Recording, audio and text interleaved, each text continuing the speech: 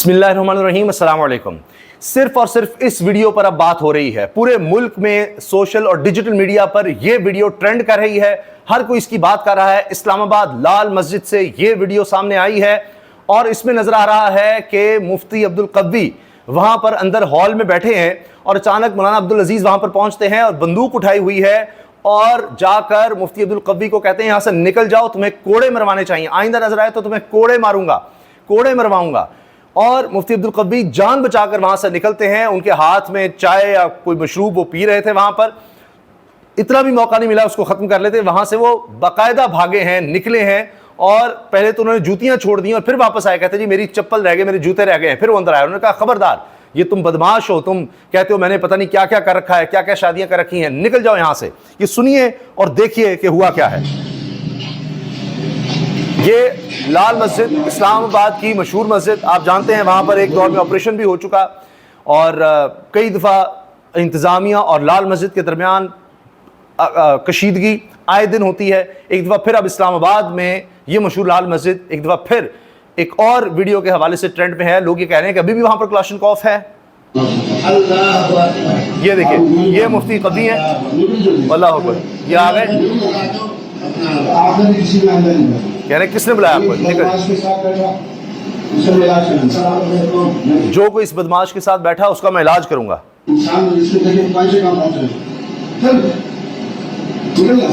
निकलो यहाँ से, बकायदा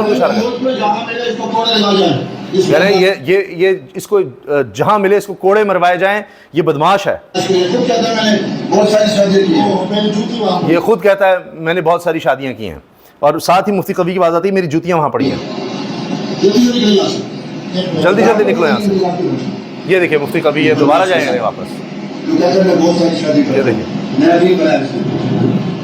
ये कह रहे हैं कि मैं कहता हूँ मैं बहुत सारी शादियां करता हूँ, नया दीन बनाया है इसने। ये मौलाना अब्दुल अजीज कह रहे हैं मुफ्ती कवी को।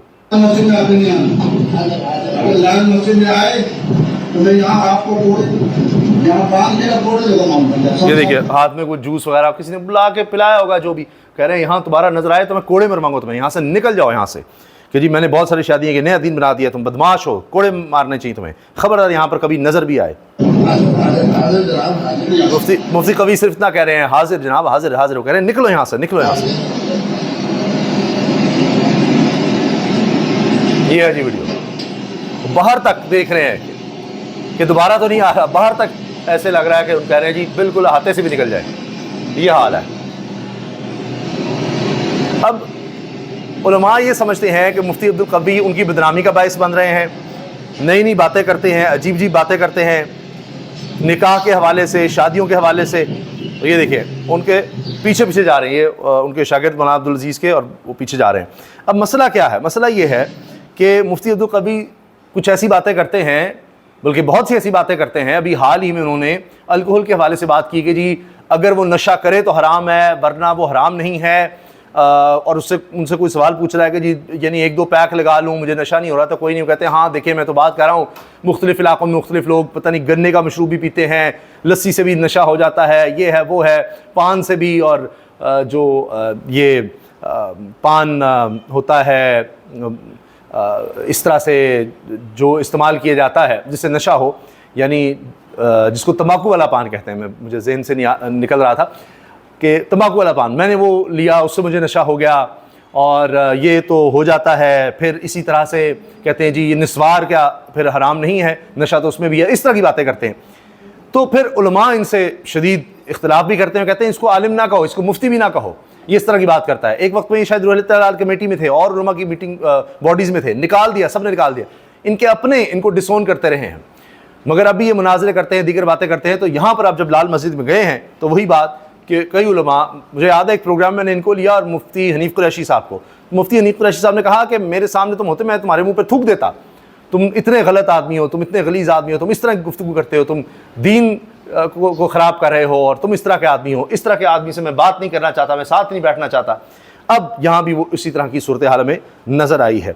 फिर कभी इनकी वीडियोस किसी खातून के साथ आ रही हैं, कभी कुछ कोई ना कोई इनकी वीडियो आ जाती है, कभी किसी तरह की कंट्रोवर्सी, किसी तरह कंट्रोवर्सी, कभी शादी के पैगामात दे रहे हैं वो राखी सावंत को, इस तरह की बातें। और अब ये देखिए क्या हो गया है। इस पर बहुत से लोग जो यानी इस्लामाबाद में होते हुए हैरानी का इजहार करें कि जी क्लाशनकोफ किधर से आ गई, वो ये देख रहे हैं। सैयद तलत हुसैन सीनियर साफ़ी लिखते हैं, when Harry didn't want to meet Sally Abdul Aziz टू कवी, निकल जाओ यहाँ से। साफ़ी कहते हैं जी लतीफ़ शाह मुफ्ती कवी लाल मस्जिद इस्लामाबाद पहुँचे, चाय पी रहे थे कि अचानक मौलाना अब्दुल अजीज़ पहुँच गए, मुफ्ती कवी को मस्जिद से निकाल दिया और कहा यह बदमाश है, जहाँ मिले इसे कोड़े मारे जाएँ। फिर जी लाल मस्जिद वाले बाबे ने दारुल हुकूमत में सही बदमाशी मचाई हुई है, कोई पूछने वाला नहीं। मौलाना अब्दुल अजीज़ ने हाथ में क्लाशनकोफ थामे मुफ्ती अब्दुल कवी को इस्लामाबाद की लाल मस्जिद से निकाल दिया, वार्निंग दी कि आइंदा लाल मस्जिद आए तो कोड़े मारूंगा। ये खुद कहता है मैंने बहुत सी शादियां की हुई हैं, फिर कहा यह बदमाश जहां नजर आए इसे कोड़े मारे जाएं। ये जनाब हुआ है इनके साथ। अच्छा, इस्लामाबाद से ही और जो बड़ी खबरें हैं वो आपके सामने में रख रहा हूं। ये तो टॉप ट्रेंडिंग वीडियो थी ना जी।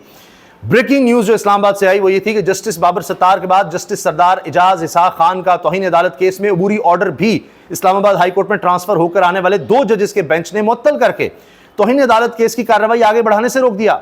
जस्टिस सरदार इजाज इसहाक खान की अदालत में दौरान समाअत इंकशाफ हुआ तो उन्होंने ऑर्डर को इख्तियार से तजावुज करार देते हुए कार्रवाई रोकने से साफ इनकार कर दिया। आज समाअत की और कहा कि समाअत मुकम्मल करके तफसीली ऑर्डर जारी करूंगा।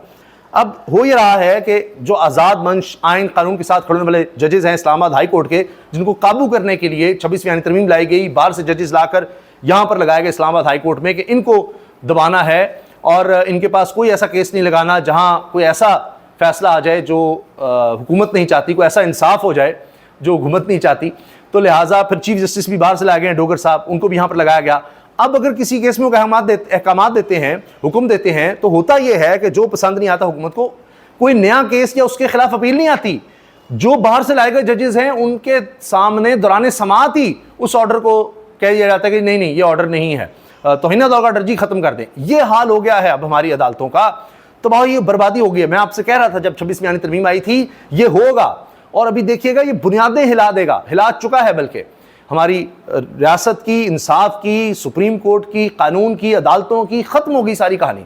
अभी तो आप देखेंगे आहिस्ते ऐसे लगेगा ये सारी इमारत गिर रही है, नजर आएगा आपको ये 26वीं आईनी तरमीम के तहत आगे चलकर जैसे जैसे चीजें आगे बढ़ेंगी। इस तरह कोई रियासत चल ही नहीं सकती, इंसाफ चल ही नहीं सकता कि आप सब कुछ हुकूमत के अंडर दे देंगे। वो जिस जज को चाहेंगे जहां चाहेंगे ट्रांसफर कर देंगे, उनको फैसला पसंद नहीं आएगा, जिस बेंच को चाहेंगे जिस तरह बनाएंगे, आईनी बेंच अलग, सुप्रीम कोर्ट अलग, अजीबो गरीब खेल बना दिया है। तो हुकूमत के खिलाफ फिर कौन फैसला देगा? यही हो रहा है ना। तौहीन अदालत किसी हुकूमत के एहलकार के खिलाफ आप देते हैं, वो साथ ही दूसरे जजेस जो हैं कहते हैं नहीं ये नहीं।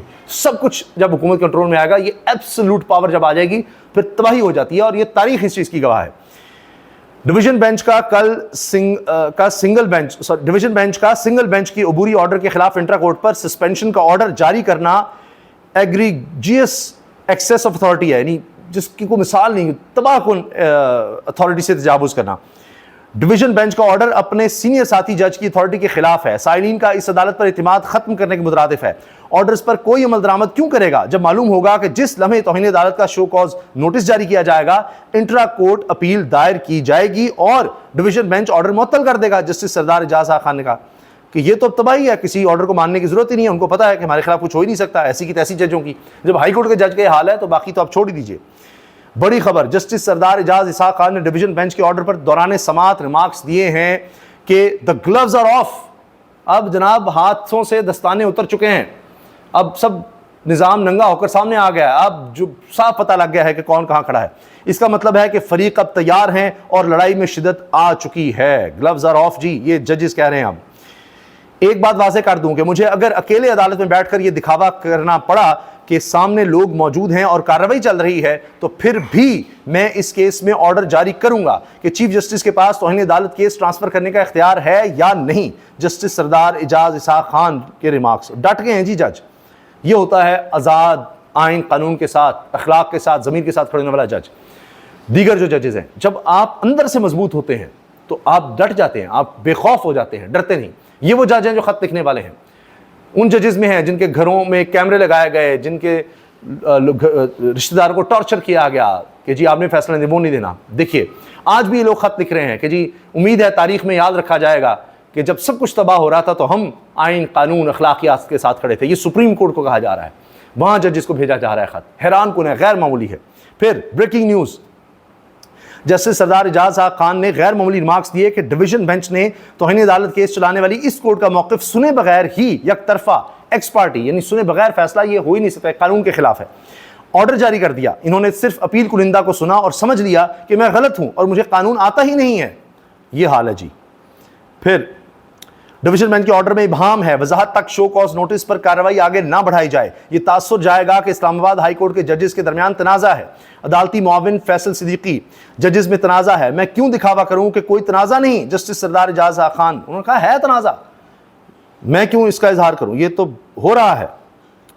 आखिर में जी, यहां चाहे सरदार एजाज बैठा हो या कोई और, ये इस्लामाबाद हाई कोर्ट का कोर्ट नंबर 5 है। इस्लामाबाद हाई कोर्ट को मजाक बना रहे हैं, इस इदारे की बुनियादों पर हमला किया जा रहा है। ये जजेस कह रहे हैं, सिटिंग जजेस कह रहे हैं, बुनियादों पर हमला, तबाही, बर्बादी। ये हुकूमत समझ रही है कि इस तरह वो रियासत के सतूनों को गिरा देगी, आग लगा देगी और फिर वो नाचेगी, मजे करेगी।